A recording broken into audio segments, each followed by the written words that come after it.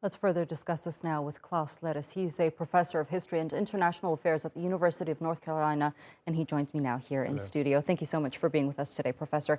Now, Putin is inching closer into capturing all of the Donbass. What happens next, in your opinion? I mean, do you think that Putin will be content and pull out of this war if he does indeed take full control of the Donbass? Indeed, there is the case that the Donbass is almost totally conquered by Putin and his forces. He has said that that was one of the major objectives of the war, that he would be happy with that. Whether that will be the case, we will find out soon. There's, of course, a big price of Odessa, that important Ukrainian port city of Odessa. Whether or not he wants to capture Odessa, we will see in the next few weeks, I would say. There were attacks recently on Odessa. This seems to indicate that Odessa is indeed a big prize for Putin, and he may go after it. What do you think is going to happen in regards to Odessa? Because it is an extremely important port where a grain is being exported to the rest of the world. How is that going to affect the global food crisis that we're seeing unfold at the moment? And of course, Ukraine's and Russia's position on that port? It would have devastating consequences for the food crisis, for the grain crisis, and the Ukrainians will do everything in their power to prevent that. They have called for more Western weapons, for more Western heavy artillery and ammunition, and I think if Odessa is the prize, that will be certainly delivered at increasing pace from the Western world. We are in a dilemma here. Should we really go for a settlement of the war, end the war as soon as possible? And should we, in the end, hand Russia a victory by an invasion, by war? Or should we just go for the repulsing of Russia? Should Ukraine insist that the war cannot be lost, that the war needs to be fought until the bitter end, until the Russians have been pushed out? This is a dilemma, and we don't know how politicians at the moment, which way they will be going. We heard Volodymyr Zelenskyy say that the removal of his troops from Luhansk is a tactical retreat, meaning that he's not giving up. But do you think that they can bounce back with their current military capabilities? This is probably questionable, not without increased weapons deliveries from the West.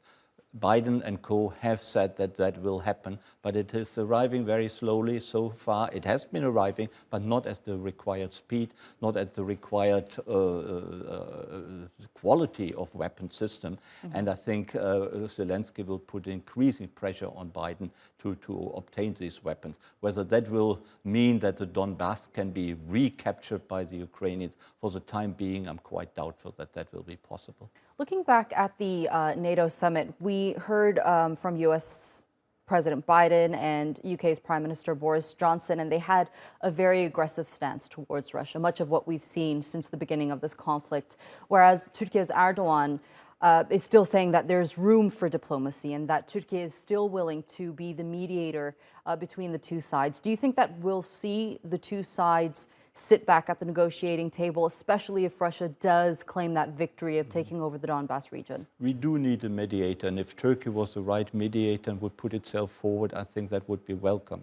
But French President Macron, also German Chancellor Scholz, are thinking along very similar lines. I wouldn't say identical lines, but similar lines, because they are very worried about the casualties in Ukraine, particularly, of course, the many civilian casualties, the destruction of cities, apartment blocks. They're worried about the energy crisis, rising price rises, inflation, and for the Europeans, fighting a war is something totally terrible. After the Second World War, that was thought of unthinkable. So obviously Macron and Scholz, along with Erdogan, would like to find a settlement. Biden and Zelenskyy at the moment are opposed to that. Not least, Biden is also under an awful lot of pressure domestically. He cannot show a soft hand towards Russia, and he needs to do what he does and give more weapons to Zelenskyy. And of course, the Ukrainians, for very understandable reasons, don't want to enter into a compromise. They don't want to give up more than 20% of their territory to an invader who invaded the country without trying to find a negotiated solution for their grievances. And I think that is totally understandable from the Ukrainian point of view, that they really want to push forward and want to push the Russians out if at all possible. So we see, conflicting opinions in the international community. Right, a lot to discuss on this topic, but unfortunately that's all the time I have left. Okay. Professor, thank you so much for joining us here on TRT World.